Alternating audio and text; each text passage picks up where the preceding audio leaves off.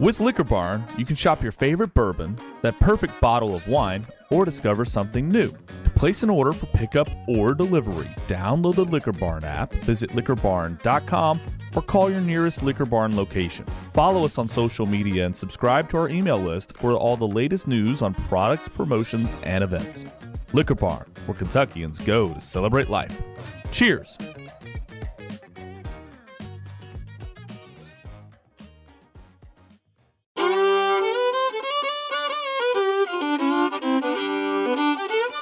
Welcome to the Bourbon Life Podcast, your source for all things bourbon.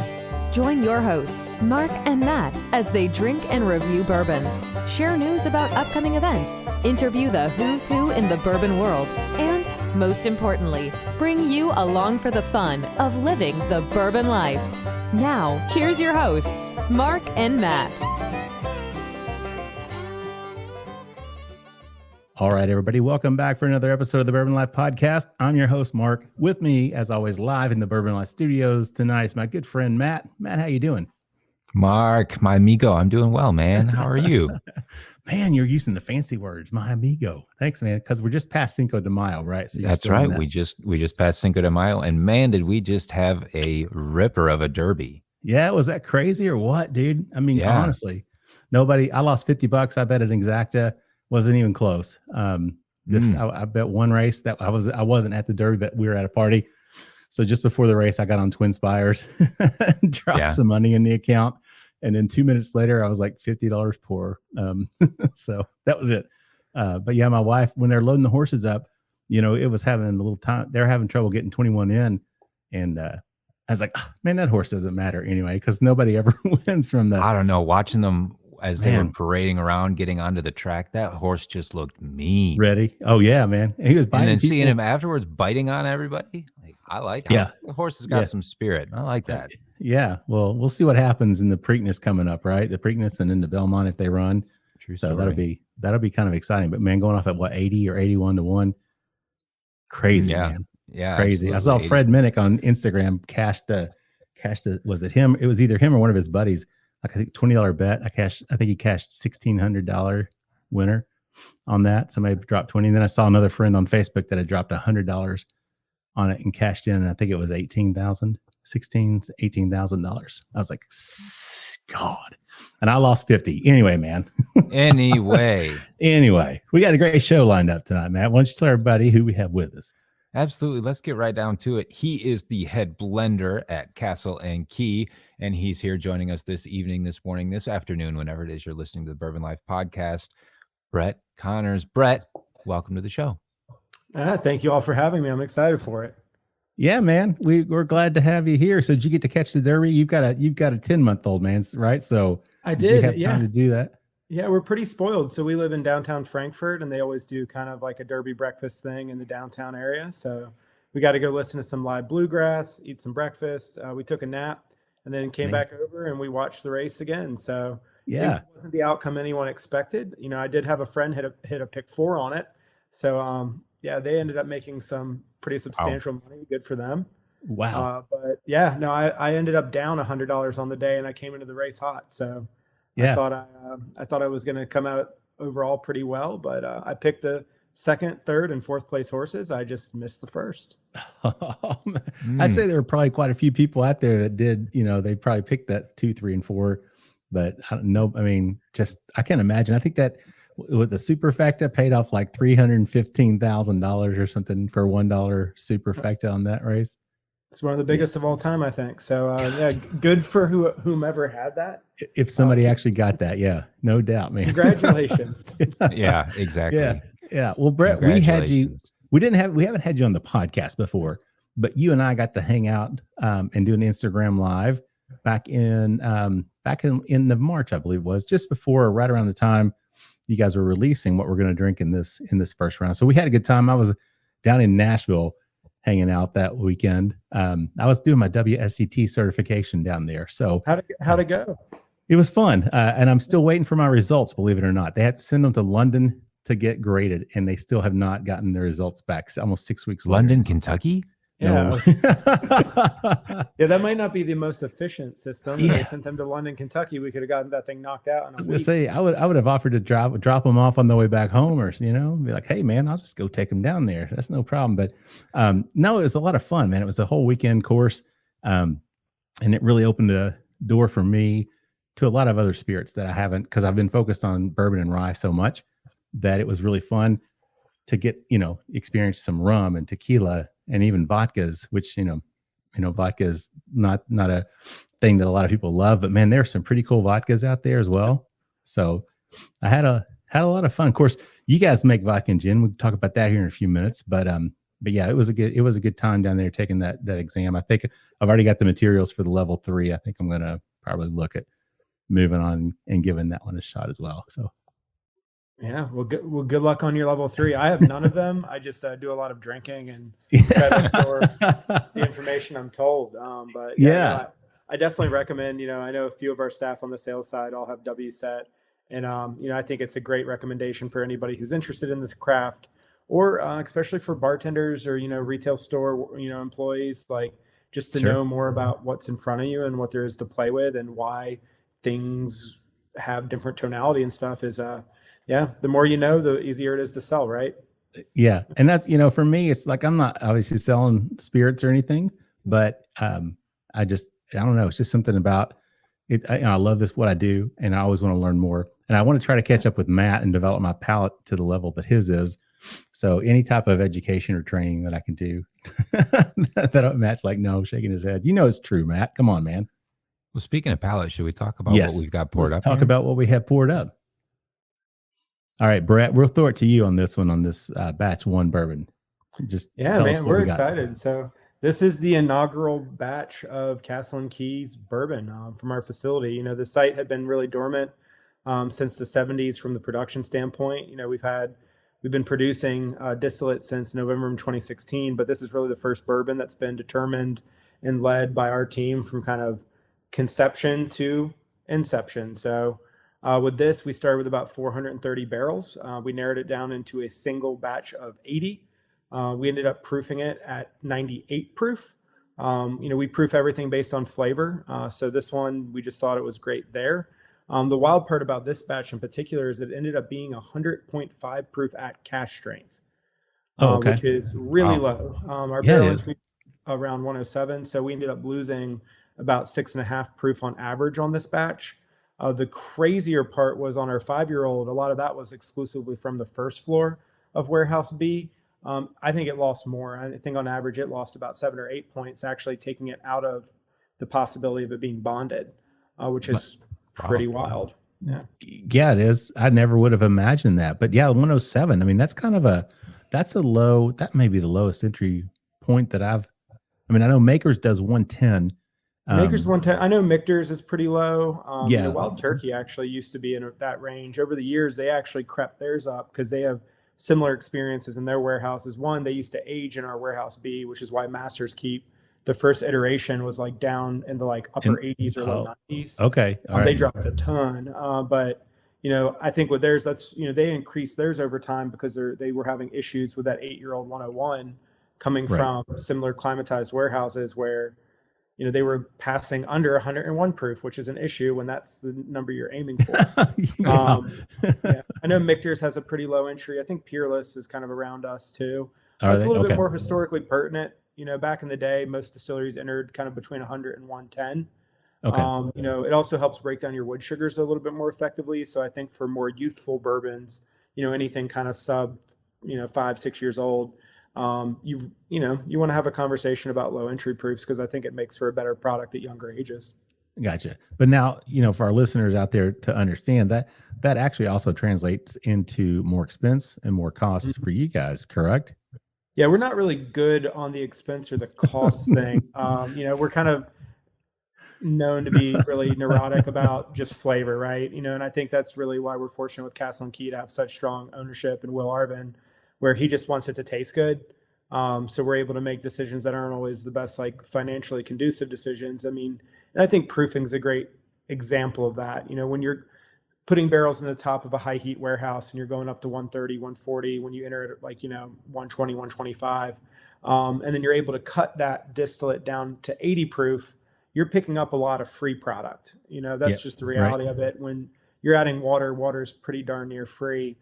So when you're proofing from, the 120s or 130s down to 80 proof, that's a lot of additional inventory you're able to gain, a lot of extra bottles, a lot of free liquid.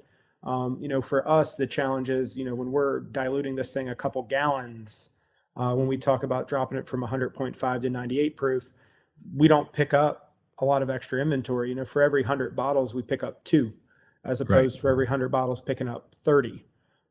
So our salespeople don't love it, especially when we only had 80 barrels in this batch. You're talking 16,000-ish bottles. That's not a lot to go around. But I think it's tasty. So I mean, that's good. And speaking of which, Matt, what do you pick up in terms of the nose on this one?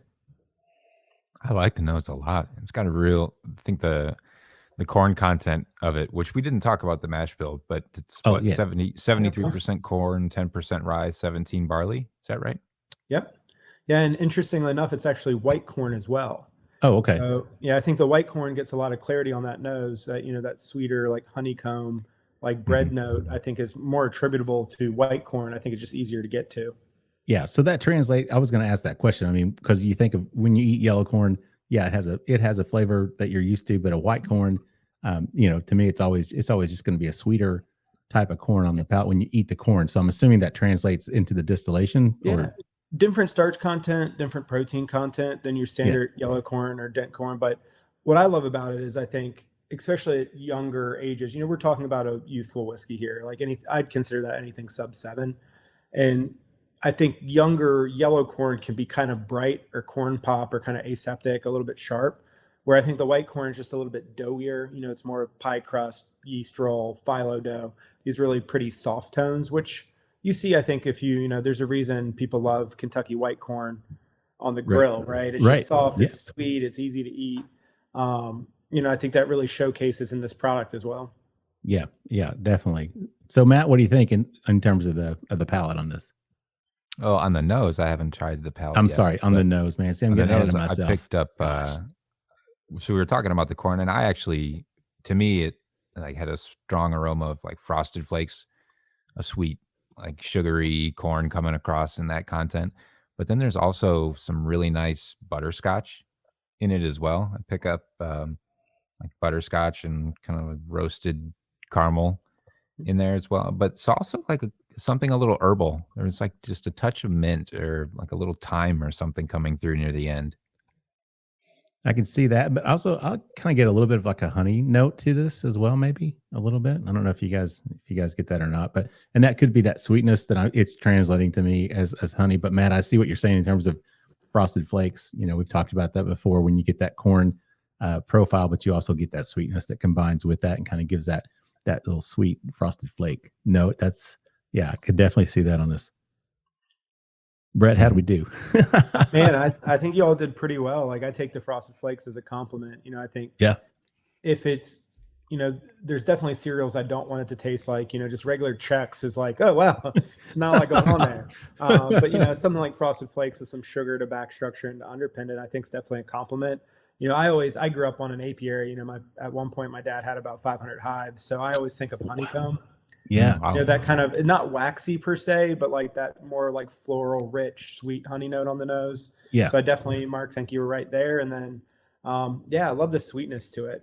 I think especially in bourbon, people expect kind of an undercurrent of sweet, round, jammy flavors, especially with something, flavor profile like what we're aiming for. So I think this ended up kind of hitting on the nose for me. Just sweet, round, soft, bright, good sugar content.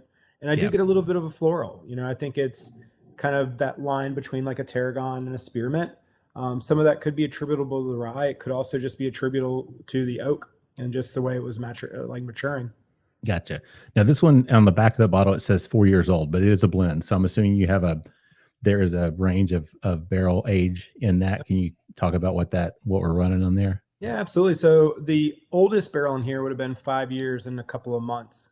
From our earliest November production in 2016. I think our youngest in there was a pretty good bit over 4, actually. The average age ended up being about 4 years, 7 or 8 months. But, we always mark youngest. That's what the legality is with it. But I also think on the blending side, there's something to be said about the benefit of younger whiskeys.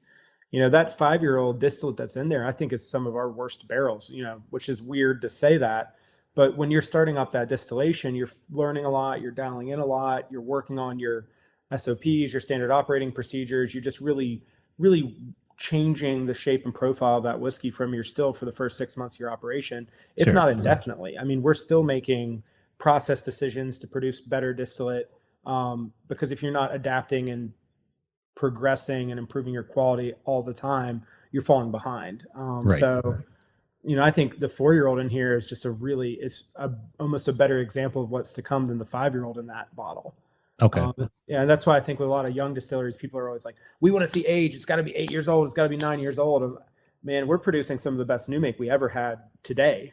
So I think I'm excited for what you're going to see in 2025 and 2030. Right. 40 as a result of that. Yeah, that's exciting. I mean, we can look that far ahead and know it's going to be a reality. I mean, that's really cool to be able to do that. Hope so. You hope so anyway, right? Yeah, you hope so. Well, let's talk about you, Brett. I know we talked about the whiskey here. Let's talk about you. Can you tell everybody, give everybody an idea of who you are and what your background was and how you got into the bourbon world and how you ended up at Castle Key? Man, I'm pretty unassuming. I mean, we got to interview every one of our staff members and give them credit too. But, I got to do some of the talking for us. So it's always weird to talk about myself. But yeah, I mean, sure.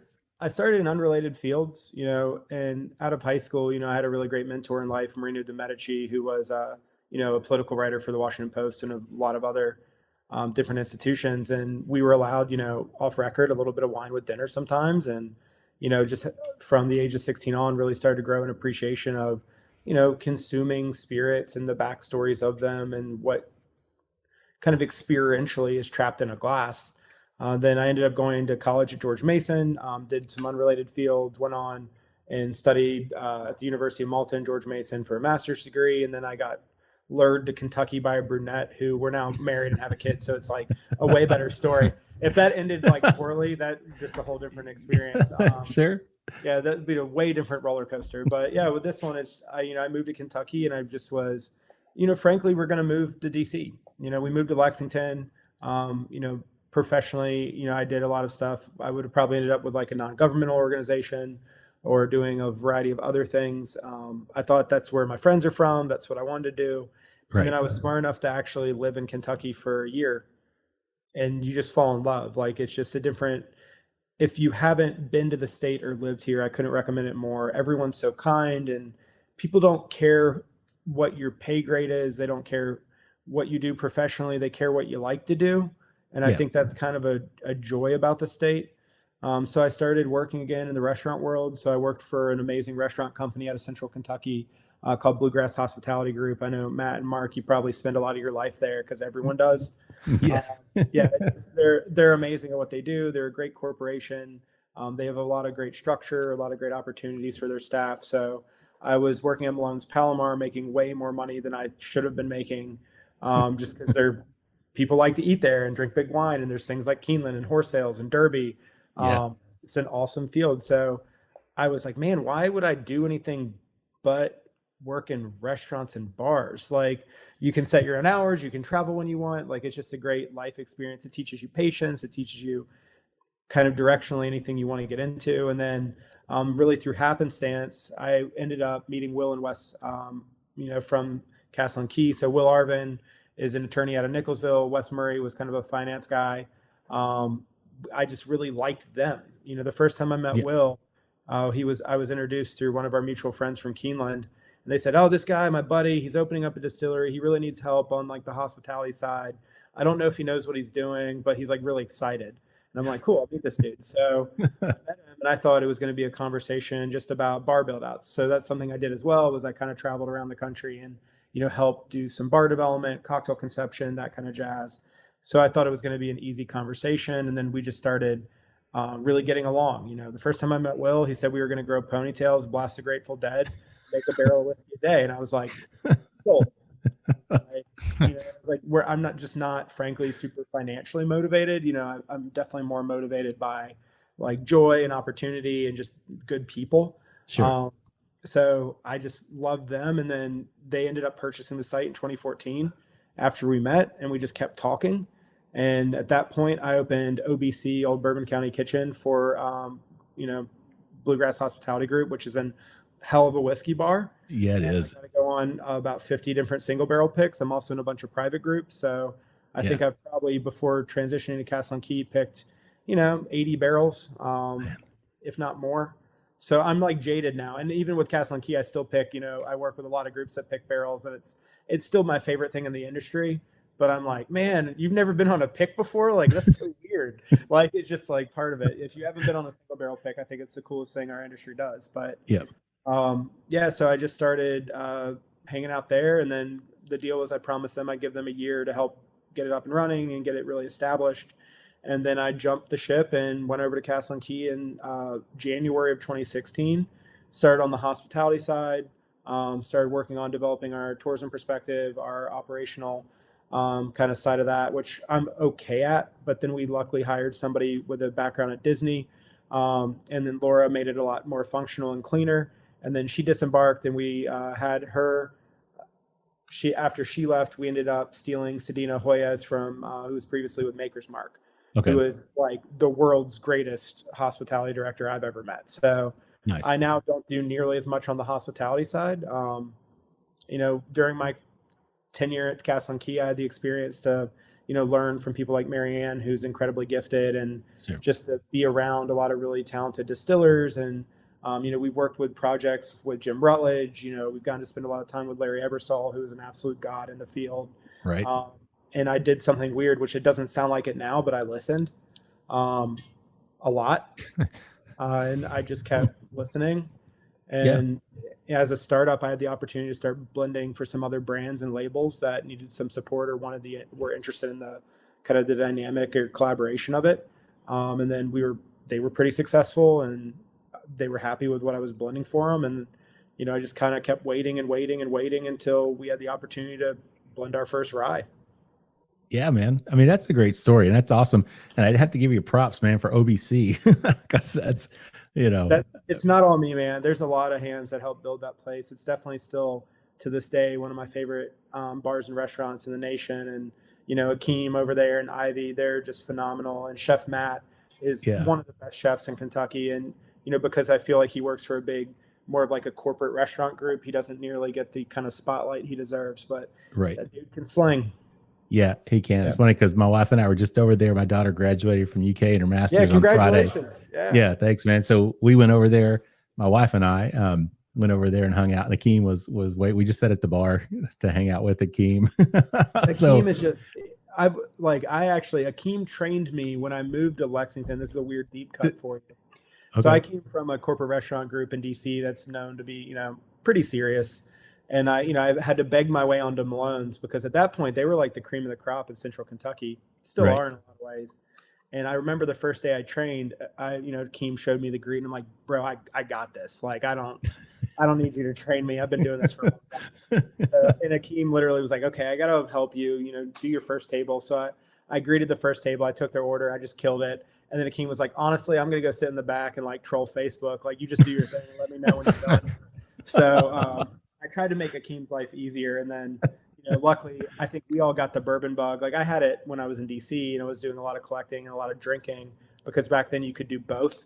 Like, they were something you could do hand in hand. Right.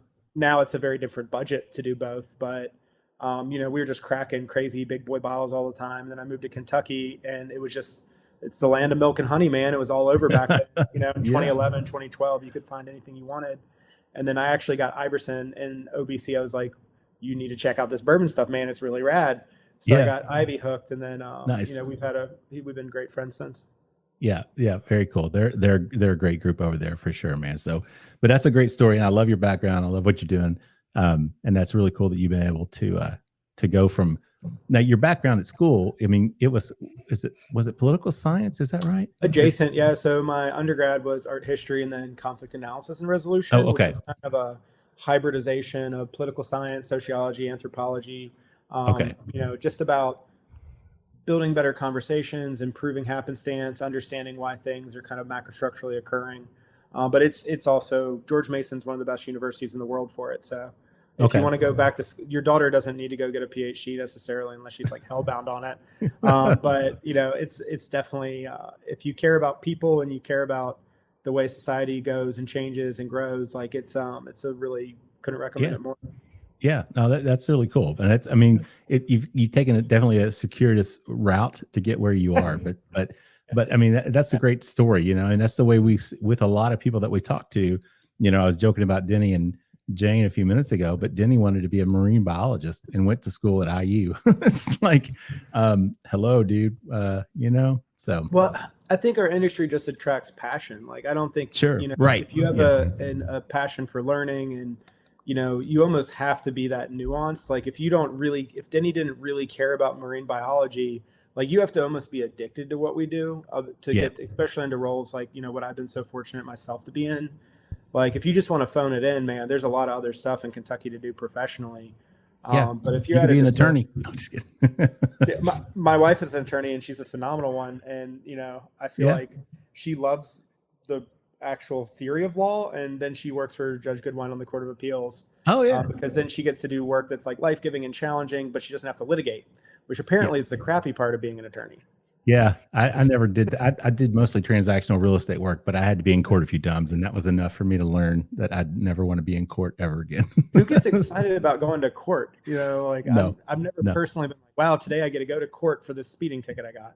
Yeah, no, not me at all. So Matt, now let's jump back into the palate where I was originally headed like 10 minutes ago, and when I was off track completely. But now I'm back on track. So let's talk about the palate, Matt. What do you get, man? The palate's really surprisingly herbal right up front. I get a lot of spearmint, like right in the front. There's like a cooling menthol or spearmint type, like a cooling heat, if you can imagine anything like that. But then it lends into that corn coming through, that sweet white corn, just like a white corn cake or like a honey corn wheat pancake type flavor and aroma to it, and just a real nice creamy oily mouthfeel. It's just it really coats everything quite well. Nice honey sweetness, and then there's the influence of some barrel coming through. I think maybe Brett, how you were saying that lower barrel entry proof brings out more of the wood sugar and more of the flavor from the barrel possibly. I think I'm getting some of that as well with it. Yeah, man. I agree, man. I can't see, that's what I was talking about earlier with Matt. I mean, I just can't really add much to that. Well, that's why they pay Matt the medium bucks, Yeah, that's right. That's one of my current favorite jokes. So I had to get it in, but no, I definitely agree. Like, I think something we're very prideful on our whiskeys is that, I think mouthfeel is such an important factor in something like wine or beer. But when we get into whiskey, I think there's a lot of forgiveness about mouthfeel. But the reality is, I think that beautiful round viscosity is often benefited by our higher barley percentage, but as well that lower entry. And then that wood sugar, I think what's fun about that low entry proof is with barrels, you're always playing this race. Are you picking up tannic compounds and lignans and all these other notes faster than wood sugar? Because if you're picking a lot of tannic compounds up, it's that really brash popsicle burnt resin backwood component. But I think this whiskey has a lot more of that softer, like the oak's there, but it's not popsicle stick. It's a lot softer, which I think really just underpins the whiskey well. Yeah. And you guys, it's non-chill filtered, right? So, I mean, we've got a lot of it's not even charcoal. I mean, carbon filtered, that's the other one that people say it's not chill filtered, but then they carbon filter. I mean, this is just a press filter. I mean, we filter to remove literal debris. We want to make sure we're not running a bunch of barrel char through our lines and then making our bottling team upset. Sure. But I mean, the whiskey was good. We kind of view ourselves as if it's good, you don't need to do much to it. I always think of it like, like sushi, right? Like when you're paying, $40 for a piece of like sashimi, like you don't need to do too much to it. Or Kobe is another example. Like, I don't want my Kobe well done. Like, yeah. Right. Torch, that's it. Yeah, that makes perfect sense. So, well, I tell you what, we're at the end of round one here. So let's take a quick break. But before we do, Matt, what are your final thoughts on batch one of the small batch bourbon? I like it. I really do. I think it's been worth the wait. The 4 to 5 year old blend really comes across with some nice, youthful, playful notes. But at the same time, it drinks well. It drinks mature for the age. I think it's a great starting point on the bourbon line. So I'm excited to see what's to come. Yeah, no doubt. And 98 proof too. I mean, it just doesn't strike me as a 98 proof bourbon. I mean, it's just a very, and not that 98 is not approachable, but I think for someone who's just getting into bourbon, this would be an easy one to say, hey, try this. And I think they'd be very surprised at a 98 proofer that they could enjoy without that burn, without any type, with that nice full creamy mouthfeel that we talked about. So yeah, man, great job. Really enjoy it. Thank you. Yeah, no, we want everyone to drink it. It takes water really well too. So yeah, if it is a little sassy for you, this thing breaks really well. Put a big cube in it, put a little water in it. Don't be shy. Drink it the way you want to. Nice. All right, guys. Well, let's take a quick break, and we'll be back with more with Brett Connors, the head blender from Castle Key Distillery, in just a minute. Three Chord's line of whiskeys embody the spirit of creativity. The whiskey is a true collaboration between producer and composer Neil Giraldo and master blender distiller Ari Sussman. The Three Chord team of expert blenders, coopers, and sensory professionals have developed a multi-step process they call Perfectly Tuned Taste. This process begins by carefully selecting the finest bourbon and rye whiskeys from Kentucky, Tennessee, and Indiana, and then blending them together. Find out more about the whiskeys and distribution in your area at www.threechordbourbon.com. Spirits of French Lick crafts their spirits using only the finest agricultural product that has defined character, following their motto, respect the grain. They lead the way in representing the quality of the Hoosier artisan distilling process while paying tribute to its inseparable past. By implementing best practices from those early times, combined with modern touches, Spirits of French Lick has created a truly unique place in the industry. Spirits of French Lick products are distributed throughout Indiana, Kentucky, and Missouri, and can also be purchased online through Sealbox at sealbox.com. Visit spiritsofFrenchlick.com to learn more information, and make sure to follow them on Facebook and Instagram. All right, everybody, welcome back for round, session, period, whatever you want to call it, number 2 of the Bourbon Life Podcast. I'm your host, Mark. With me, as always, live in the Bourbon Life Studios, otherwise known as my basement, my good friend, my bourbon drinking, actually my rye drinking buddy, Matt. Matt, how you doing, man? You're soon to be rye drinking buddy. Yeah, that's right. Well, you haven't been sipping on it yet? See, I've already been over here sipping on round 2. I shouldn't have said that. I blew it, man. See, you just let your own cat out of the bag there. Damn it, man. Good poker face. Yeah, what can I say? But I'm glad you hung around for round 2, man. I'm glad our guest did too. Why don't you tell everybody who we have with us? Absolutely. Just like our guest, Brett Connors, the head blender at Castle and Key, I wouldn't take off and miss this session for anything, because we have Restoration Rye Batch 3 poured up. So, Brett, why don't you go ahead and tell us and our listeners a little bit about what we've got in our glass? Yeah, so the third batch of the Restoration Rye series was the last iteration of it that was released in 2021. So it's been on the shelf for the last couple months as we get prepared to potentially release a batch this year. That might be coming up in our third session here. We'll talk about that in a bit. But, this started, it was, around 200 and some barrels. We narrowed it down to batch 2 and batch 3. They were roughly around 70 barrels each. I think batch 3 was a grouping of 75 barrels. Then we ended up loving it at, I believe, 105 proof. I haven't gotten to talk about this one in a while. So, Mark, you got to look at your bottle and make sure I'm not wrong. Yeah, it is. Matt, I'm looking. Matt made fun of me last week, or Matt and the entire crew made fun of me for making my notes. But yes, my notes say it's 105 proof. Yeah, hey, man, we change them up on every single bottling. So, now that we've gotten away from some of them, I'm like, I think that one. It's like, wait, what was that one? Yeah. So this was an absolute joy to blend. I think it was perfect for the kind of first couple cold months of the year and the transition into spring as we prepare for the next one to come out. Yeah, very nice. Now, this one is the back of this bottle. It does say, I think it says 3.5 years. Yeah. Yep. So that's the youngest. So is there a range on this as well, I'm assuming, or? Yeah, kind of with all of these, we always age demarcate the lowest year, which is going to be 3.5 on this, but there's everything up to about 5-year-old in this. Or this one would have been like 4 years and 10 months-ish would have been probably the oldest distillate. But the average age is over 4. Most of our ryes are. They're going to be kind of like in the 4.4, 4.5 range-ish now. Okay. With the goal eventually, we'll probably bump that age statement up a touch and go kind of 4 to 6 on average age. Okay. But yeah, we hunt flavor. We don't hunt numbers. So if the barrels are giving us what we want, that's going to be the age it is. All right. Very nice. And the mash bill on this one?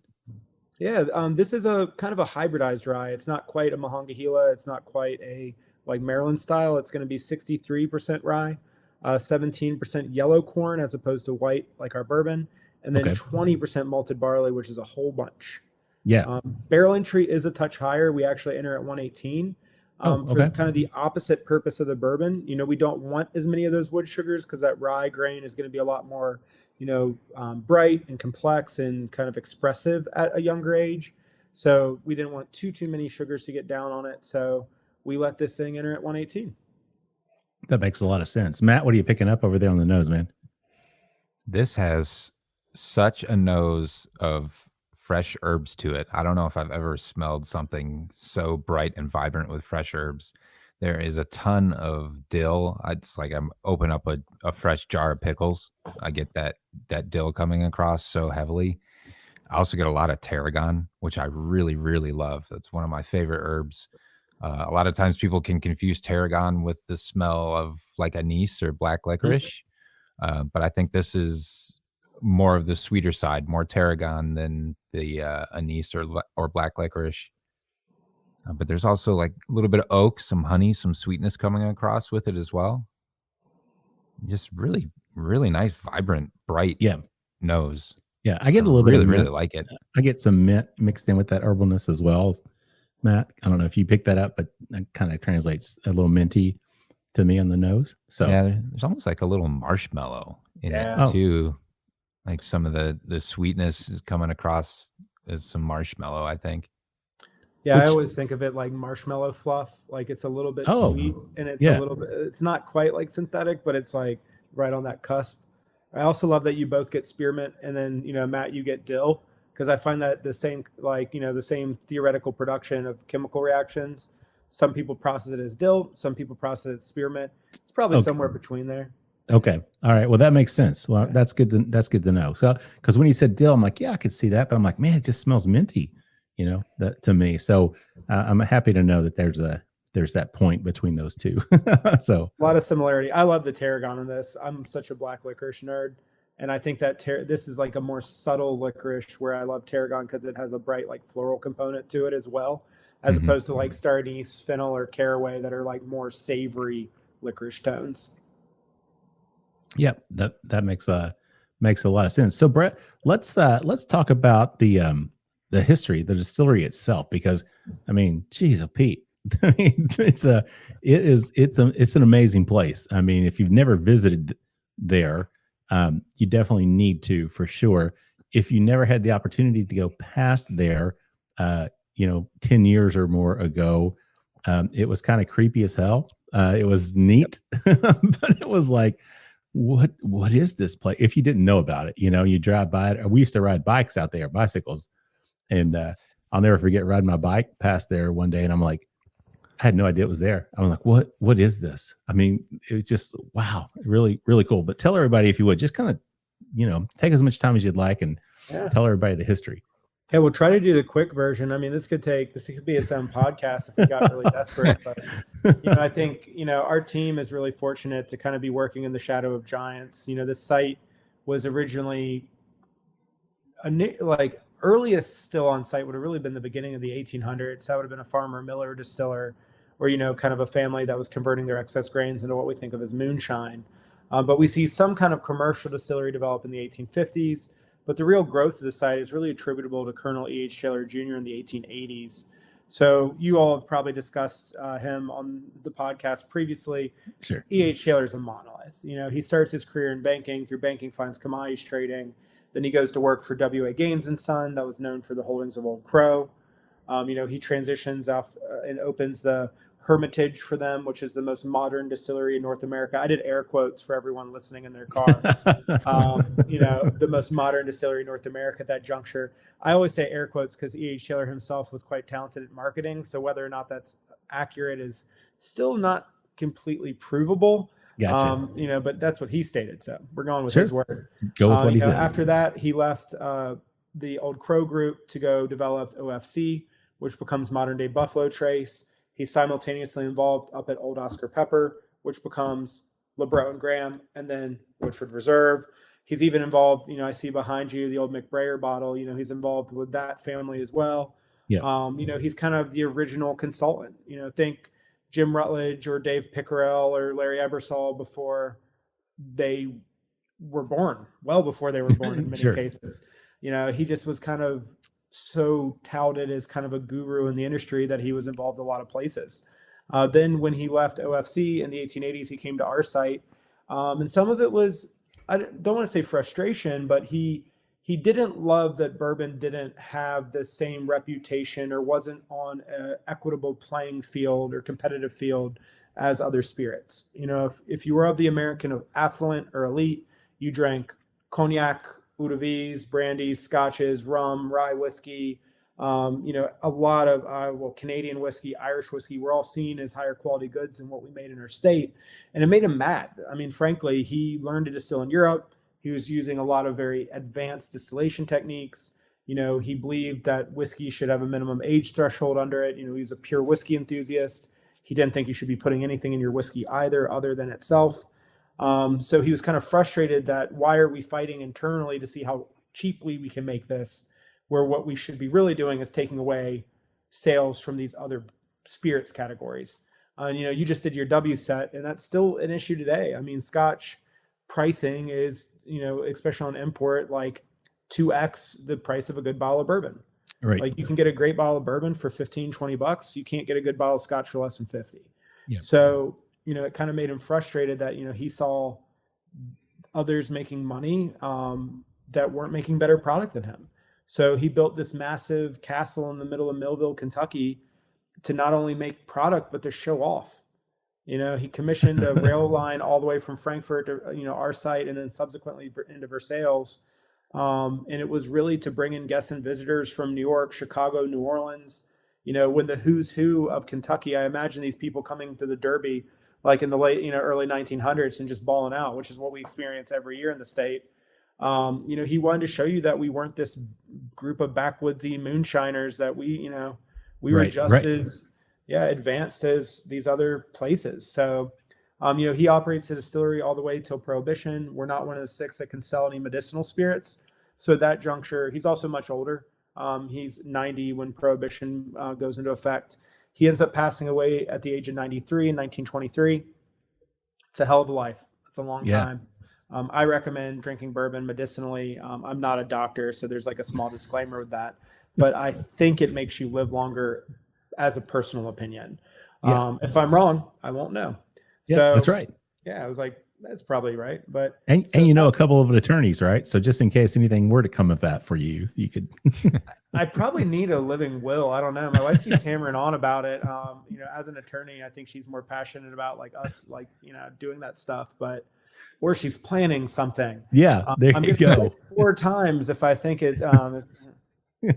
Yeah. But If you need help, just blink. no, she's the best. I probably do need a living will. That's a good big shout out. Everyone listening to the podcast, please make sure your will and testament is in order. You never know what's going to happen to you. That's right. Yeah, but I think coming out of that, out of Prohibition, you see a lot of industry consolidation. A lot of corporations are grabbing a lot of small distilleries, a lot of the IP from families, like intellectual property that wasn't fully in use during Prohibition. So we're an example of that. We were bought in 1935 by National Distillers, which was an industry giant.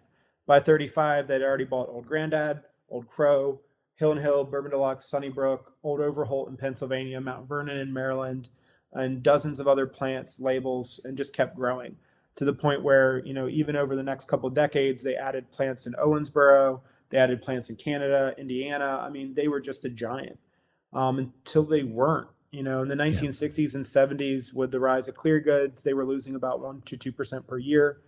Brands like Canadian Club, Seagram 7, these light whiskeys were just crushing the market.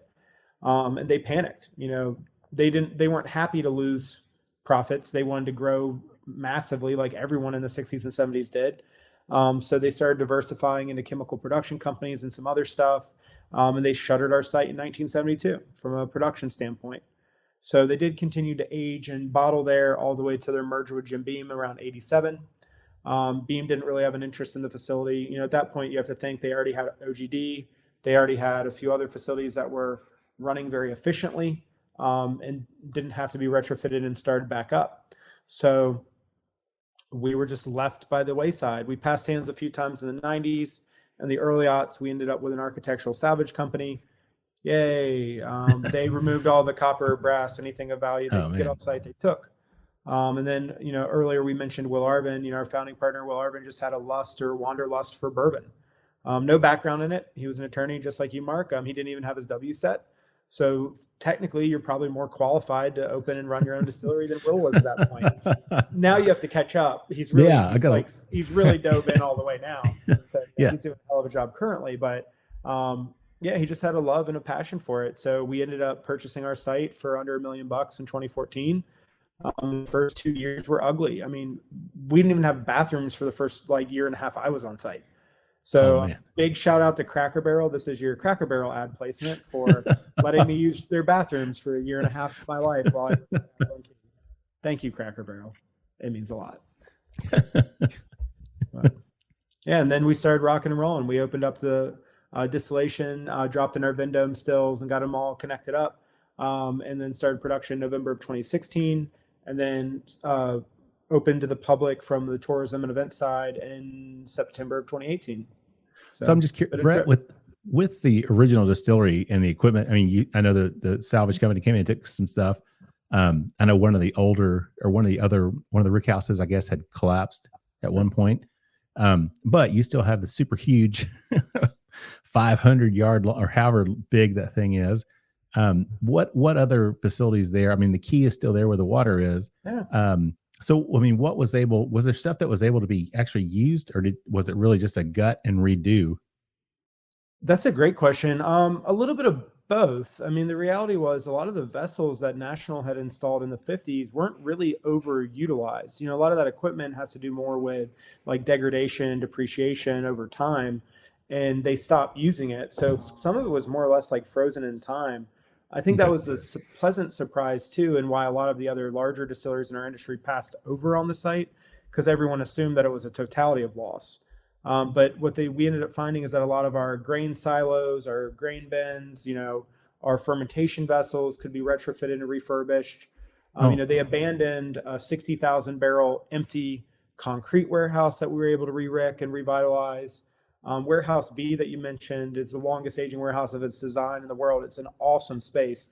We were told to tear that down. Busick, actually, that's probably the best warehouse company in the state right now, said that it would actually be cheaper and probably more logical to tear it down and replace it. In this one case, we didn't go with Busick. We put a brand new roof on it, and took about 2 years to repair the internal ricking. So it was definitely a large project, but the right thing to do. So we were able to gain a lot of buildings that everyone else thought were a loss. They just required a lot of love. Yeah. And it's a beautiful area. I mean, a beautiful facility, the gardens, the key, where the water is. I mean, you're right there on, what's the little creek there? That's Glenn's Creek. So it actually goes all the way up past Woodford into Versailles, right, and then down to the Kentucky River. So it's a cool little river. It runs past the stave. You can go down there and sit on their deck and go say hi to Rebecca. Eat one of the best fried pickle brined hot chicken sandwiches that's ever existed. Yeah, that Nashville hot chicken or whatever. It's delicious. They're one of our sponsors. She started sponsoring us from the get-go, man. She's been with us all the entire time. And I absolutely love Rebecca. She's just a wonderful person. That's a great food, or good sponsor, better food, right? Yeah. So if you haven't been to the Stave, it is honestly one of the coolest restaurants on the Bourbon Trail. Yeah, I would agree with that wholeheartedly. It's a lot of fun, but I love the history of the place, and I love the fact that you guys and Will was, saw that opportunity, even with the risk and knowing that there was going to be a ton of work to have to put into it, but took that chance and converted it into what it is now, because it's beautiful. And it's funny because, I've had people that lived in that area when they were kids, and they talked about, it was like the dare to go and break in or whatever, and see if you could actually spend the night in the distillery because it was haunted, or it was this, or it was that. And, how many kids actually did that when they were growing up in the Frankfurt area, man? I still don't want to. I've slept in my car there a couple times, and it's spooky, man. We have like posh gardens now. The place is beautiful. We have staff on site 24/7. There's definitely times where I still get sketched out. So yeah. And the gift shop's gorgeous too. When walking in, when you're buying bottles and stuff, I mean, it's just a really cool, the old stuff that's still in there, with the modern stuff. It's just a really cool, what you guys have been able to accomplish. And the fact that, you've been able to salvage so much of the original history in the castle itself. I mean, it's really amazing, man. It's just hard to believe that Will was willing to take that chance, man, and has been really successful at it. I don't think we knew better. I just think Will had the gumption to step up, right? I mean, I think that's part of being in a startup and why I was attracted to the project is I think if your intention's in the right place and you want to do the right thing, I think that means a lot. Yeah. And I think that's where Will's head was at. I don't think we knew, frankly, the true scale until we started adding, like when Marianne Eaves joined the team as the first master distiller that we had on site. And then we started working with other consultants, and we were talking to Rob from Vendome and Clark Mechanical. And then you start to really look at what the site was going to take. I think everyone was frankly surprised, but then another, big credit to Will for not only being surprised with the scale of what needed to happen, but also being cool. We thought we were going to spend $3 to $5 million. And then that number became a hell of a lot bigger. Oh, and man. For, him to have the belief in the project to the point where he jumped all in, it's a huge credit to Will. Mm-hmm. Yeah, no doubt about it, man. So, Matt, let's jump back. Speaking of restoration and restoring things, let's talk about this Restoration Rye. What do you get in terms of the palate on this one? Let's talk about it. There is some herbs on this. That mint and the dill definitely come through on the palate. There's peppercorn in there as well. Nice peppery heat with it. And then it kind of lends to that sharp sort of sweetness of pie crust comes through in the flavor, and then some oak on the end as well. I get just a little slight whiff of oak near the back of the palate. Gotcha, man. I agree. The mintiness, but the sweetness on my palate right now from this, it's pretty amazing because I get a little spiciness, but man, the predominant just sweet is what I really get. And this was 63 rye and 17 corn. Okay. Yeah, it's just I'm really surprised how sweet it is. I was expecting it that it would be, more of that spiciness, the peppercorn or cinnamony or whatever, which comes through. But man, there's just a lot of sweetness on this, Brett. Yeah, we're cheating a little bit, to be frank. We toast all of our barrels before we char them, so I think you're able to get to your wood sugars a little bit more effectively. Okay. So I think on this, the idea and the developing of this good was to have rye whiskey that didn't freak out bourbon drinkers. I think a lot of people think rye is this big, bullish, brash, spice monster. But the reality is, through some process decisions like toasting your barrels or, lower floor locating a lot of these barrels, that you can get a really soft, round, lots of sweetness that you don't see on a 95.5 MGP grain bill. Sure. Where this, that little bit of corn in there, just 17%. And that 20% malted barley just adds a lot of dynamic depth where you're going to have all that floral citrus and spice of that rye, along with a lot of that funkier herbal tone. That sweetness is going to come from the corn. That mouthfeel is going to be from the barley. You just have a really great whiskey as a result of the way this process was developed. Yeah, it was funny because earlier you said something about the marshmallow fluff, and Matt was talking about kind of a marshmallow, and I was like, wait a second, because usually when I get toasted barrels, it seems like I pick up that kind of hint of that. So that must be, I'm assuming, where that probably comes from. Yeah, and nobody would ever. Probably my guess is it's probably a lignin or a secondary polyphenol. If you get down to your barrel science of it, so it's definitely oak. I would say marshmallow is likely oak derived. I'll get a text message from John Brown or head of QA when you guys post this. I think I know about maturation. I know chemical reactions. John Brown is my co-blender. So we do all of the blending process together along with the help of our sensory team just to vet stuff and check stuff out for us. But John is I describe him as my favorite Curb Your Enthusiasm character, dry sense of humor, insanely gifted at chemical science. He is one of the sharpest guys in the industry. And I don't think he wants to ever be on any of these podcasts. If you want to hear him talk about complex whiskey stuff, invite him on because he knows, he's one of the most knowledgeable people I've ever worked with, frankly. Yeah. Well, it's funny because I was thinking you mentioned the 95.5 Rye, and it's like, yeah, I don't think I've ever heard anyone use the term marshmallow fluff. If they were talking about a 95. It would be hard. It's Right. not unfeasible from those goods. Like theoretically, Right. if I think if it is a lignin chain, I mean, it could theoretically come from Europe, but the reality is the probability of it coming from there. That's what's weird about barrels. They can all do whatever the hell they want. Just some of them have a higher probability of giving you certain things or other notes. No, so do you guys work with just one cooperage, or do you spread that out? Do you have different cooperages that you do work with? So what's I think been the most fun, we're a contract distiller of choice as well. So we produce for some other clients. So we've filled about everything that's ever existed. We've filled everything from Zach barrels to Kelvin to ISC. We personally prefer Speyside barrels, but that's just with a lot of it. It's all, any decision is driven by the flavors you're trying to achieve. In Speyside out of Jackson, Ohio, I think makes my favorite barrel on the market. They laser measure before they cut their staves, so you have less theoretical loss or leakage. They toast before they char. They just put a lot of love into their barrel. And I think the flavors are an example of that. The way they're seasoning, they have super long seasoning times. They're sourcing really great old oak. Like, they're just kind of hitting on everything I want to see in a cooperage. And their price point's incredibly fair. I think that's something to be said too, where I've definitely seen some barrel shop that are like, wow, that's a really cool barrel. And you're like, and it's $400. And you're like, that's a lot for a new fill bourbon barrel. But they also are a massive secondary barrel seller. So they want to buy our barrels back. Okay. That way they can sell them again. We can buy really cool, weird barrels from them. We bought some Amberwana barrels from them. We bought some rum agricole barrels from them that were super fresh. Okay. So we've been able to play with some like secondary maturation stuff that I probably shouldn't be talking about on this podcast. Go ahead. Tell us all about it. We're playing with some barrel aged gins. We're playing with some barrel aged rye whiskeys, some secondary finish stuff, but they're the big boy in the industry for being able to get you weird secondary use barrels. And we've had a wonderful relationship with them. We're really spoiled to be able to work with them. That's really cool, Matt. I have a feeling there will be a Brett Connors version 2 of the Bourbon Life podcast at some point, and we're going to be discussing some fancy, funky finished barrels, maybe. If we do that, we will bring on John Brown, because I'll have a concept and it'll be really dumb. I'm like, I think we should buy a white port pipe, John, and then John will tell me whether or not I'm right or wrong, or if there's actually like theory behind it.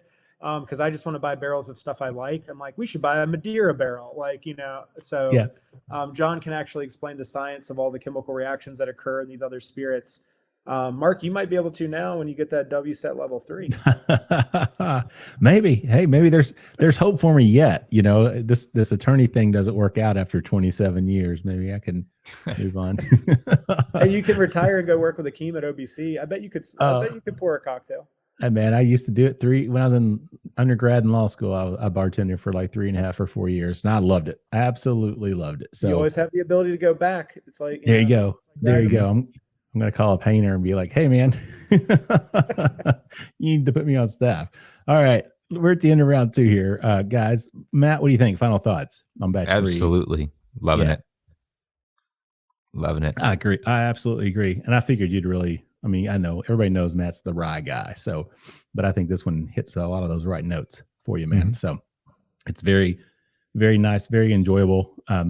Just again, I don't like to say easy drinker, but this was 105 proof, and I swear it just doesn't drink like, what I think when you think 105 proof, you just think, you're going to potentially melt your face. Some people I drink 130 proof bourbon and that's no problem. Right. But I think some people, when they get into that 100, proof point range, they kind of get a little apprehensive. And this one wouldn't cause you any concern at all. I don't think, other than the fact that a guy like me would drink a lot of it because it's so easy to drink. That's the only problem I have with all of our whiskeys across the board. Stylistically, we try to make them very balanced, and I think proof has to do with balance. And I've had 80 proof whiskeys that I thought were hot. I've had stuff in the 140s I thought that were balanced. Yeah. So I think, we work really hard to make sure our whiskeys are balanced and approachable and drinkable. The one asterisk with that is these things will creep up on you. So please drink responsibly. Yeah. If you're drinking this at home, I recommend leaving it in the kitchen, because if you keep it beside you it might be a remarkably hard time getting up off your sofa after, a baseball game or, watching your favorite Billy Strings concert live. So. And don't forget to do your living will and your will. Don't forget to contact for your living will. I was going to do that. Proof of these deals. Oh man! All right, guys, let's take a quick break and we'll get away from our sponsor. We'll be back with more with Brett Connors, the head blender at Castle Key Distillery, in just a minute. The Stave Restaurant is a bourbon lover's paradise right here in the heart of bourbon country. Located at 5711 McCracken Pike in Millville, Kentucky, between Castle and Key and Woodford Reserve, Chef Kyle Klatka prepares amazing food each day that features an elevated Kentucky-inspired cuisine. With a full-service bar, great bourbon flights, and signature cocktails, the Stave is the perfect place to catch up with friends after a fun-filled day of touring the local distilleries. Be sure to check them out online at thestavekentucky.com or at Instagram and Facebook at The Stave Kentucky. All right, everybody, welcome back for the third and final round, session period, whatever you want to call it, the Bourbon Life Podcast. I'm your host, Mark. With me, as always, he stuck around, thankfully, Matt. I appreciate you being here, man. How you doing over there? Mark, I'm doing great. I wouldn't leave you high and dry for round period session course number 3 of the Bourbon Life Podcast. This is the exciting conclusion. It's the final act. You gotta hang around for the final act, right? That's right. And we have got quite the aria coming with our head blender from Castle and Key Distillery, Brett Connors. He's back. He hasn't left us for round period or session number 3. Thank you, Brett. Yeah, absolutely. And what we have something poured up that's coming. It's not out yet, is it? This is brand new. And I think you all are the first to taste it on air live. Bourbon Life exclusive. Oh, we better not screw Don't this say one that. up, Mark. Media people get real weird. Oh, no, I'm sorry. It's the first time tasting, and it just happens to be on the Bourbon Life media. Bourbon Life inexclusive. Nice. So, Brett, you want to tell us what we have poured up here? Yeah. So, what's in your glass now is going to be the first batch of rye whiskey from this year, 2022. So, we were working on blends and trying to figure out what we wanted to do this year to get this thing kicked off. We ended up with a group of 40 barrels. We started with about, I think it was a little like kind of in the mid hundreds to low 200s range. We narrowed it down into a 40 barrel batch and then a batch 2 that will be probably getting released here around the same time. But this was a little bit unique in that we loved this one and we loved it really close to barrel strength. And then we really liked it at 113 proof. And then we called our sales department, our director of sales, John Newton, and we apologized that we thought it was going to be 113 proof. And that's what we're doing. So this is the highest proof whiskey we've released thus far that wasn't a single barrel. It's definitely the highest proof batch of rye that we've released, and it's only 2 proof points lower than barrel strength. So for you barrel strength nerds out there, it's pretty darn close to it. It just needs a little water to break open and produce the nose and the palate you're about to experience. So just to follow up, because the other batch 3, I thought you'd said it went in at 118. It did. Oh, yep. So this went in at 118 as well, and it actually dropped 3 proof upon dumping in preparation for barrel for bottling. Okay. So is it? Oh, I got you. And then you bottled it. You took it down to 113. So entry was 118. It came out of the barrel at 115. And then we got it down to 113. Yep. Math is hard. So you said that batch 3, the restoration that we just had, you said that was an 80 barrel batch? Is that correct? I think it was like 70 some-ish, 75. Okay. Yeah. So what drives the decision to cut that by half on this one? Was it just flavor? You found what you wanted with fewer barrels, or you just try to make it more exclusive, or what was the decision? We'd like this to be less exclusive, but I think flavor, we allow our barrels to be the guiding mark when we're deciding on product and batch. So when we start with kind of an initial consortium of barrels, we just kind of group those up into either 5 or 10 barrel groups. And then we start trying to build batches, building smaller components to build larger components. And initially, the goal of this one was to kind of have one large batch. But some of the barrels were infighting a little bit. We weren't getting directionally what we wanted with certain blends being put together. And then we kind of had the idea, well, let's put together like 2 40s or, 2 smaller batches and see what that gave us, if it's a little bit more flexible. Because at this scale, 1 barrel is impactful. We could tell, like, we'll try to pull single barrels out of some of these blends, and it will take us days to try to get a couple barrels swapped out. This blend actually has 2 of my favorite single barrels from last year in it. It had 5, and we got 3 of them out of it, which is, I think, 24 hours to 48 hours of work to try to do that. But it just was better at a 40 barrel blend. That bigger batch we just weren't as happy with as we were with this one, where I think the bourbon was the opposite. When we were in those 2 80 barrel batches, we didn't like them as smaller batches. They were just being a little bit more fickle to work with, where the second we tried it, we were like, this is perfect. We don't need to do anything to this. It's on its own what we want it to be. Okay. And then this one, I think, Matt, does it say 3 years on the back? It does say 3 years. Yes. All right. So you have a few younger barrel, a little bit younger, not that age a little matters. Bit younger. Yeah. I was like, my guess is it's still probably like really close to 3.5 for the youngest barrels in here. Okay. Gotcha. Some of this is just logistics when it comes to printing labels, and you want to print a ton, and I don't know, man, I don't do logistics. I just taste things. So I let our logistics team make those decisions to keep their prices down. Well, it's funny because as you were talking, you're talking about doing the small batch of 5-10 barrels, doing the things, finding the ones that match up, and then kind of going from there and blending them together. That sounds really similar to another brand that we had on the show that you guys may actually do work with a guy that has really big hair, that travels the world in a van. He has big hair now. Yeah, I mean, I think it came out of the same perspective, right? So I actually blended for Sean until last year.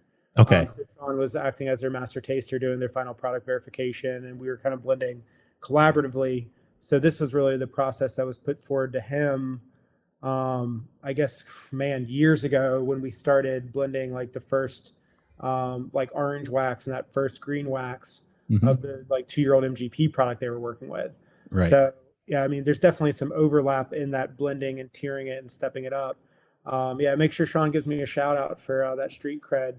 Yeah, man. Process. He's a super gifted blender in his own right. I think he has a great palate.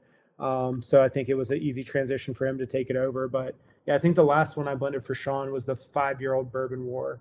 So I think there's new 7-year-olds coming out. So they're rocking and rolling on their own now.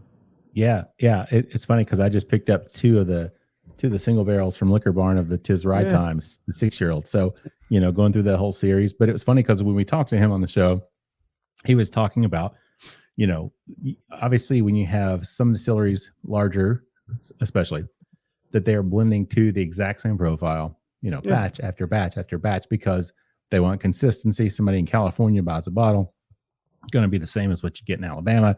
And from year to year, it's going to taste exactly the same. And Sean was like, that's not our model. It's not what we want. And it's funny because, and I still use his phraseology. He's like, we let the barrels guide the process, really kind of telling us which direction we're going to go. We're not going for a set profile, but we're taking the barrels we have and we're seeing what we come up with. So that's your philosophy. It sounds like. Yeah. Yeah. I mean, maybe that's my philosophy. I don't know. Yeah. It's your philosophy, Brett. It's yours. And Sean stole it. Damn it, Sean. I mean, I think so much of that's collaborative, right? Like when we were working. I'm just kidding, man. Yeah, I think it comes out of a space where, like anything, I attribute as like, I'm into art. So I think of like ashcan artists or like groups or people that work together and align and kind of like ethics and morals and ethos. I think you find a lot of similarities in their development. And, for me on the whiskey side, I think we're not the only brands that have that approach. Because a lot of the smaller guys, I look at like Lucky Number 7, like, having like Ashley Barnes blend that project for that team. She's a phenomenal blender. So if you haven't had her on, you really need to. She's the best. Yeah. But, we can't outspend. Like the reality is like you can't outspend Brown-Forman's marketing budget. You can't outspend Campari's marketing budget. You can't outspend any of the Pernod brands. Like you're not going to spend more money on marketing than Diageo. So the reality is it's like, well, how do you outmaneuver them? And it's not by being inflexible. When they're selling 1 million cases of something, it kind of makes them have to get onto the highway. Like they got to take everything and they got to go full tilt where, I think we're like, hey, what if there's a crash or what if something happens? Well, they're going to get stuck in traffic and we like to take the back roads. Like it might take a little bit longer. You might have to work a little bit harder on the drive. You just can't put your Tesla in cruise control and like let it do its thing. We have to be flexible enough to work harder on the blending side. I mean, I would love to just be able to do dump and correction, which is what a lot of distilleries do, where you use data to dump a large volume of barrels, and then you use another subset of barrels to make back-end alterations. It would make our life incredibly fast. Yeah, we're going to start blending again here in June, and it will be 60 to 80 hours a week trying to get bourbon, wheated bourbon, and the next rye batch is blended by middle of July. Wow. It's a lot of work, but that's where we think we can outperform. I don't know. Maybe we're wrong, but I think it tastes good.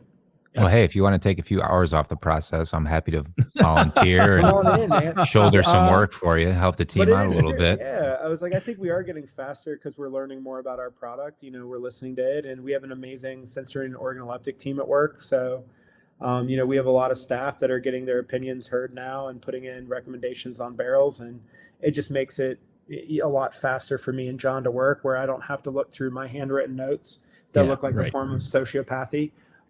We can look at our, Google Sheets and all this cool data that John's been able to build and just find stuff more efficiently. Yeah. When I was blending for Pinhook, God, you'd taste through 100, 200 barrels and I'd have all handwritten notes on them. So if you had to swap a barrel, you had to look through your notes. And now it's like I can type it into we'll go click through Excel and we'll locate anything with predominant flavor structures that are So big shout out to data, man. Thank you, John Brown. Well, it sounds like to me, Matt's going to be heading and leaving the podcast and going to work for Tasting Panel. And I guess I'm going to be leaving and going back to bartending at OBC. So I'm glad I could help you with these career changes for both of you. I recommend both of them in its own way. The demise of the Bourbon Life podcast. You've witnessed it live here, folks. So it's been good. It's been fun. It's been a good run. 118 episodes, man. We've killed it. All right, Mark, let's get some tasting notes. Yeah, on this man. thing. Tell me what you're picking up, man. No, I'm throwing it to you here. Give me some notes. Give me what you're nosing on it. This is what I keep going back to it. And this to me almost has like a brown sugar or burnt sugar type of aroma to it. And I kept thinking, okay, because we just came from the batch 3 and we're talking about dill, we're talking about mint, and Matt's talking about tarragon. And I'm thinking, man, okay, something's off here. I'm missing something. I'm really, not picking it up. But every time I go back, it just keeps coming across almost like a brulee, like a cream, like a brown, burnt type of sugar, brown sugar type of smell. And that's the predominant thing. And I almost, it's almost like a bananas Foster. I mean, that's the weird thing, but I'm picking that up. So, and it's a rye, which I'm perplexed. So Matt, tell me what you get now that I've embarrassed myself. Nonsense, man. You did great. This one to me is very different from what we had last round from the Restoration Batch 3, which I picked up a whole bunch of freshness and bright herbs. This has more, I get rye, like a yeasty rye, like fresh baked rye bread. There's like a little bit, we talked about a caraway in the last one. This almost like has a touch of caraway, almost like a savory note of like a sesame cracker to it. But there's a lot of sweetness, and the sweetness I pick up is like a springtime floral sweet, like a saccharin type sweetness. And I don't mean saccharin in any bad way, just like think springtime flowers, think that like that sweetness, like the sweet rose water, like hibiscus. But it has like a really nice sugary sweetness to it. That's like very floral and earthy. Well, I'm definitely not going to be a member of the sensory panel. So no, I think you're right on the brown sugar. Like I do get, it's kind of that line between a saccharin, and it also has this like burnt sugar tone to it. But I think the nose on it's kind of not all over. It's just really unique in a way where like, that's kind of one of those things where we were putting this blend together. The second we smelled it, we were like, this is weird. Like this is weird in a good way. I don't think this is a common rye profile. Recently this went through San Francisco and it got a silver. And I think it's just because people didn't know what the hell this was. Like, the nose is so unusual when you're seeing so many of these brands utilizing basically the same base distillate.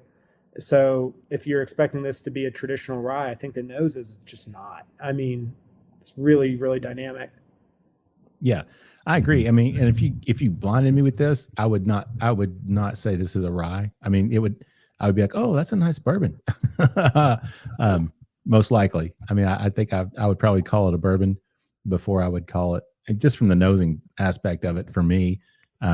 So you got to get into that palate, because I think this one's a little bit of a curveball. Yeah. Okay. The transition between the nose and the palate on this one's kind of fun. Kind of different there. We'll have to do that, Matt. We can't jump into that just yet, can we? You tell me, Mark. You're the host. I'm just color commentary. One thing I was going to ask though, Brett, because we talked a little bit about Pinhook, but you guys do contract distill for other people, correct? I mean, that's part of your business model. So that's part of what you guys have been doing. Is that something that was done from the very get-go, or was it something from the onset? Yeah, it allowed us to grow and to build we're definitely in the industry of scale.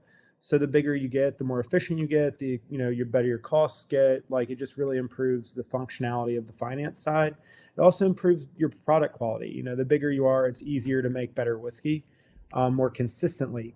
That's why when you see somebody who's producing, a single barrel a day or a couple barrels a day that are killing it, they're doing a lot of really, really good work.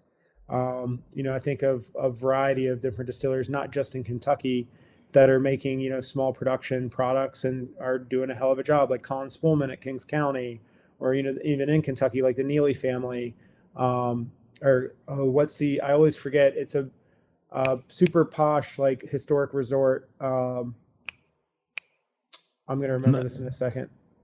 I'm not sure which one it is. I'm going to cycle back to this. Yeah, it's been a long day, and we have a 10-month-old, so my brain's starting to melt. But yeah, I mean, I think that people who are producing, a barrel at a time that are really wonderful profiles, that's amazing, because they're really good at their job. But the reality is, the bigger you get, the easier it gets. And it also allowed us to have some cash.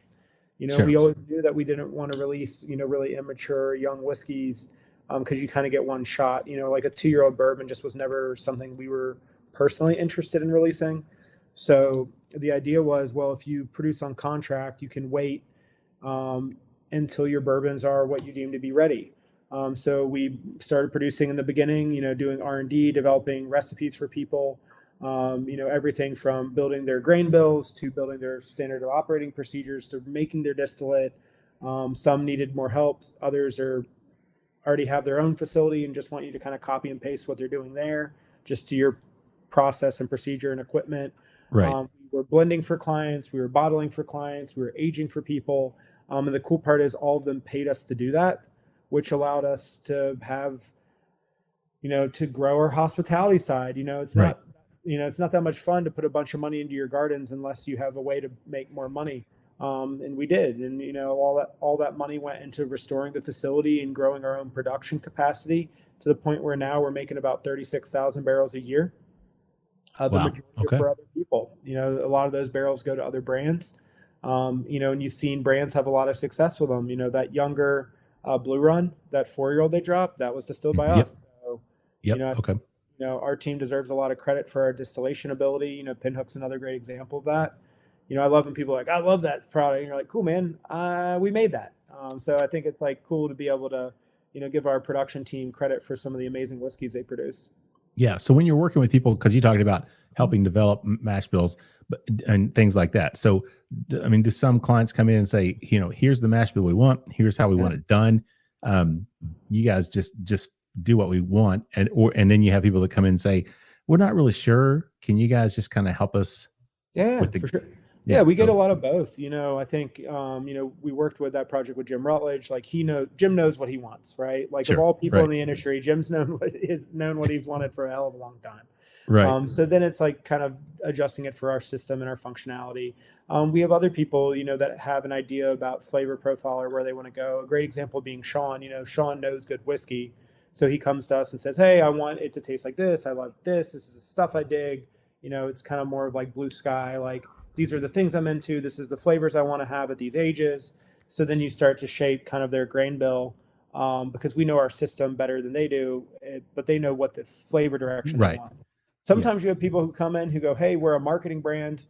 This is famous person X, and we want you to make us great whiskey. we can do that too. We try not to take as many of those because we want people to be as passionate about, product as we are. Right. Because it's, that way, if they don't dig it, it's like, well, you didn't tell us what to do. We don't know what you dig. You never were honest about it.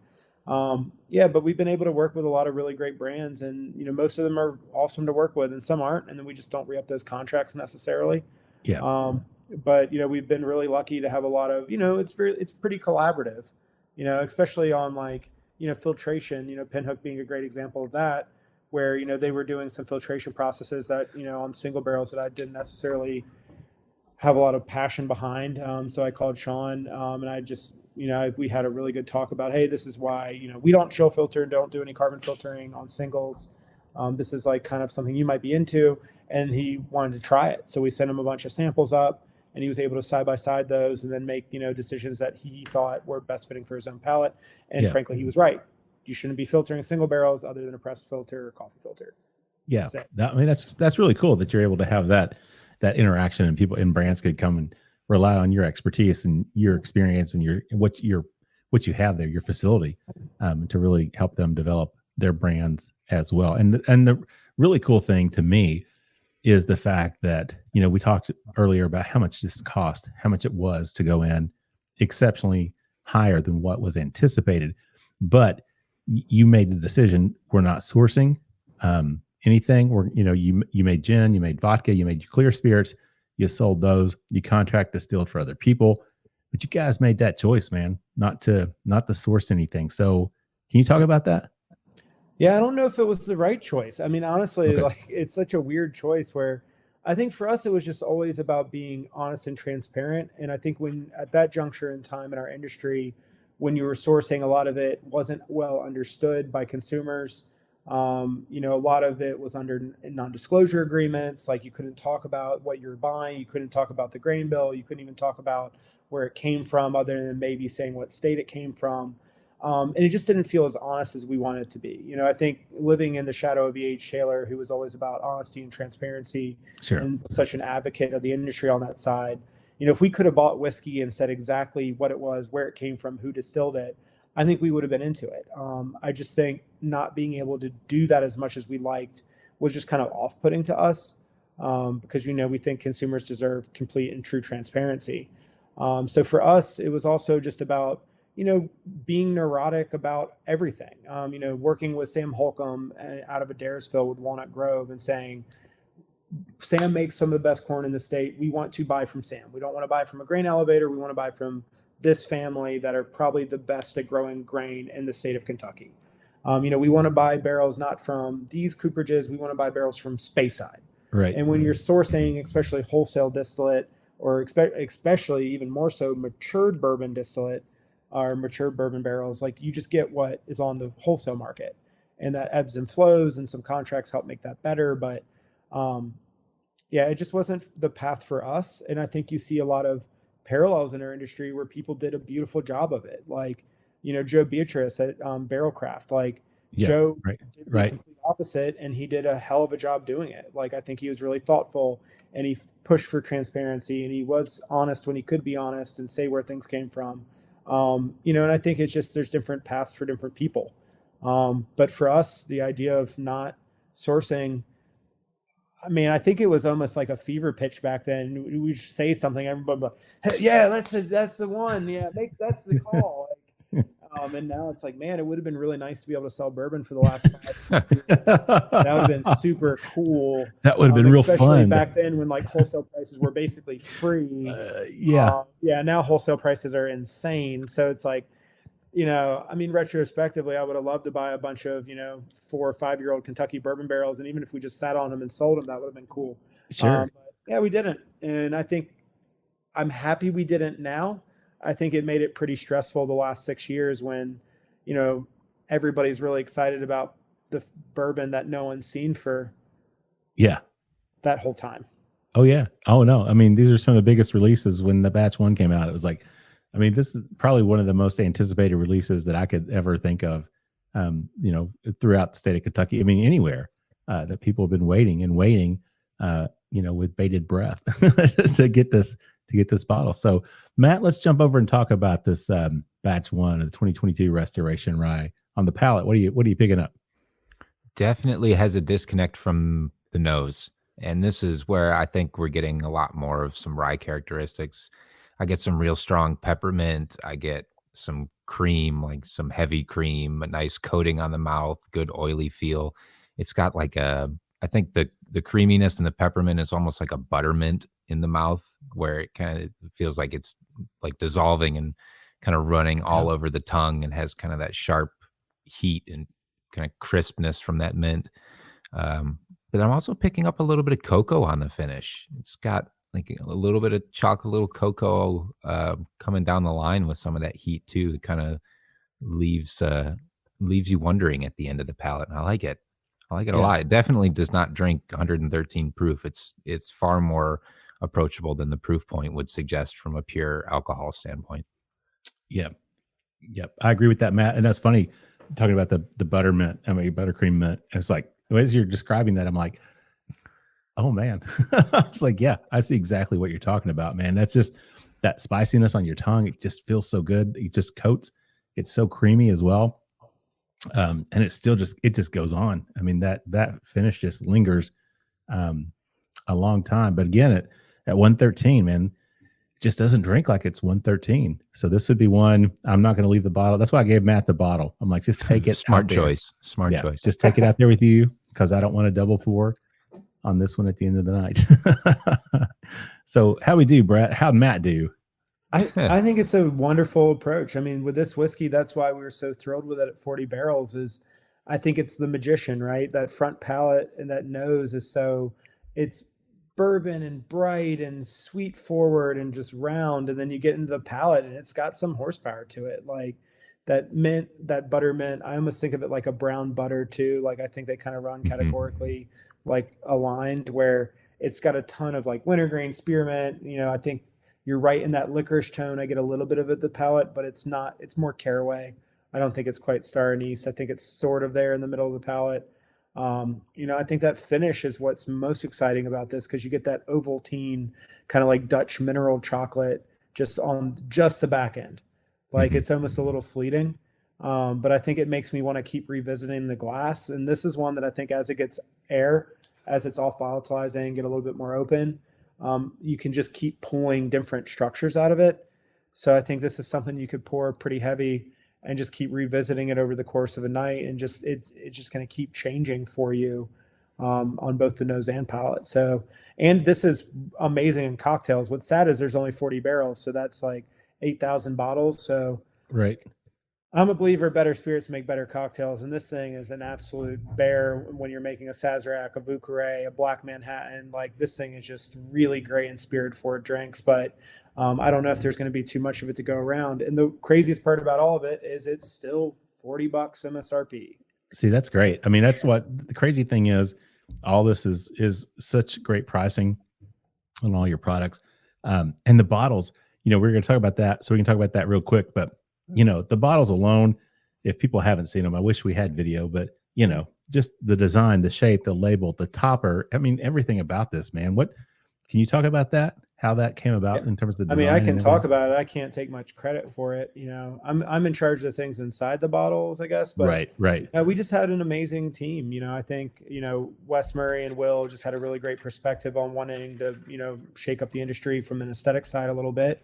Our previous brand director, Caroline Casson, who now works in the consulting space, is just everyone knew what we wanted to do, a bottle that no one had seen before. So we worked with Stranger and Stranger, who's done brands, like Compass Box, like in the Scotch world, just super gorgeous bottles, super variable aesthetics and art driven.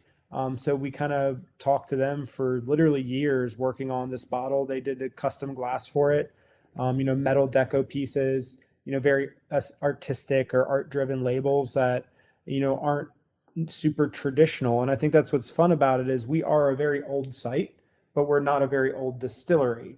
Right. So, we get to kind of marry this historical legacy while we're still saying like, hey, we can't copy what E.H. Shaler did, and we don't necessarily want to. We want to honor what he achieved. We want to take, the use of white corn and low barrel entry proofs and like long oak maturation, like, older oak, longer seasoning, like those things that I think they historically did well, but we want to push the envelope a little bit in the future. And I think the bottle showcases that well, that, hey, you can put a stylistically old approach to whiskey into a really sexy new bottle. Sure. And it looks amazing on the shelf. My favorite is when people buy our stuff that don't drink. I've literally had somebody a couple of weeks ago buy one of our bottles of gin. I was like, "Oh, do you like gin?" They're like, "Oh, I don't drink." I'm like, "Oh, is it a gift?" And they're like, "Well, no, I have like a bar cart, like as a design thing in our house. This would look good on the bar cart." I'm like, cool.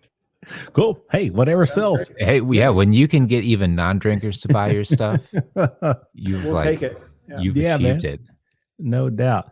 Well, guys, we're at the end of round 3 here, but before we wrap it up, I do want to know, Brett, in terms of like the future for Castle Key, what does that look like from your perspective? I think what's most exciting is the future. We've been growing our hospitality program pretty aggressively. So, come to site. I mean, that's always the big call out. We work really hard to be able to give people the experiences that we ourselves want. So, we have food trucks on the weekend. You can come bring a picnic, sit by the creek, drink a cocktail.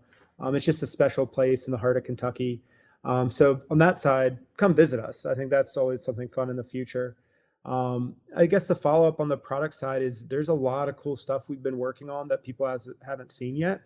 So I think not only are our whiskeys going to keep getting older and keep getting, more dynamic in flavor and structure, we're going to keep pushing the envelope on our batches and what you're seeing there. You might see wheated bourbon this fall. If, all goes according to plan in June, July, the minimum age on that would be 5. 5-year-old wheated bourbon getting launched. I think you'll see a bottle and bond at some point.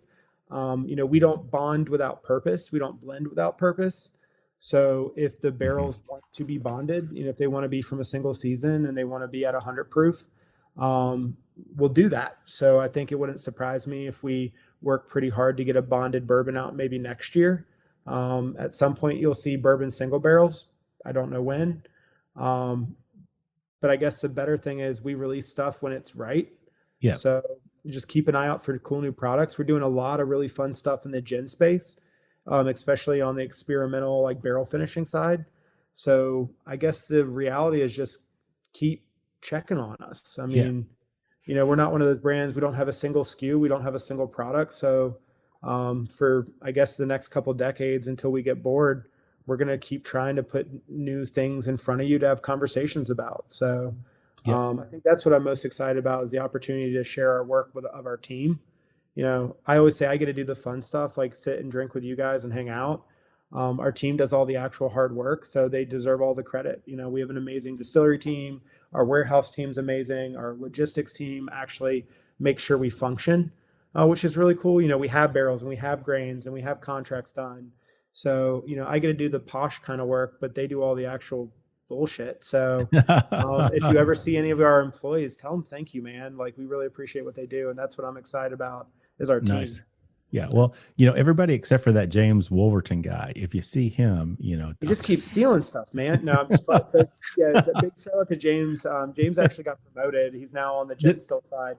He was so horrible at making bourbon that we thought he'd be worse than making bourbon. That's a tease to James, but that's quite the opposite, actually. He worked incredibly hard and proved that he by far deserved the opportunity, and he wanted to keep growing and learning. So he got moved into the gin and vodka room.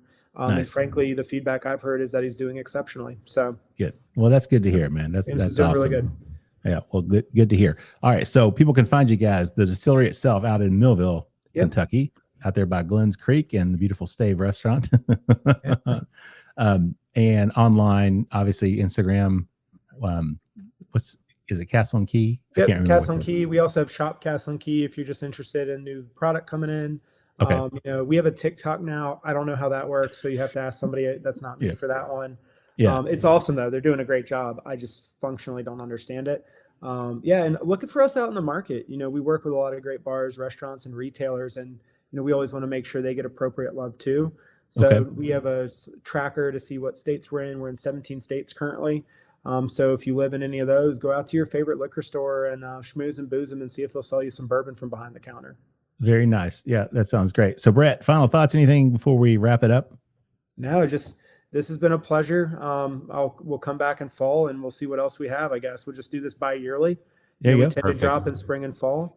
Yeah. Man, Matt killed the tasting notes. So Mark, I'm looking forward to you finishing your WSET level 3. Yeah. And trying to get caught up. need some help on that for sure, Brett. But yeah, now, you know, thanks, just come to the distillery. We'll drink. We'll do some sensory training, and we'll get you dialed in with our team. That'll work. I appreciate that. Matt, final thoughts, man, before we wrap it up. Hey, Brett, from the bottom of our hearts and to the hearts of to you and to your team and everybody at Castle and Key, thank you for everything you've been putting forward and all the hard work and for staying true and wanting to wait to put something out. And I really like when you were saying that you don't have as much of like a product timeline as you do. Just let the barrels tell you when they're ready to roll. So I really appreciate that. And we're looking forward to seeing what those barrels say to you and what you bring to us. Yep, definitely. Couldn't said it better, Matt. Again, Brett, thank you so much for joining us. We didn't mean to keep you this long, but we I hope everyone sits through it on the listen. You know, I know this is work for you guys, but this was a blast. Yeah, well, we appreciate it, man. We had a really good time for sure. And before we wrap it up, I do want to thank all our sponsors. We appreciate everything that they do for us. Also appreciate all of our listeners, our followers on Facebook, our private Facebook group, the Bourbon Lifers. Appreciate them, and our Instagram followers. If you have any questions, please feel free. You can DM us on Facebook or Instagram. You can reach out to us by email at thebourbonlife@gmail.com. If you feel inclined to do so, we'd appreciate you leaving us a review of the podcast on your favorite podcasting platform. And with that said, I'm going to wrap it up. Send us home with our tagline, which is, may your glasses always be full, and may you keep on living the bourbon life. Thank you for joining us for this week's episode of the Bourbon Life Podcast. Our mission at the Bourbon Life is simple: to share our passion for all things bourbon with you every week. And we'd really love to hear your thoughts on how we're doing. You can find us on Instagram and Facebook at The Bourbon Life. You can also contact us by email at thebourbonlife@gmail.com. And you can always find us on your favorite podcast platform. If you have a moment, we'd love it if you would rate us and give us a review. So until next week, we hope your glass is always full and that you keep on living the bourbon life.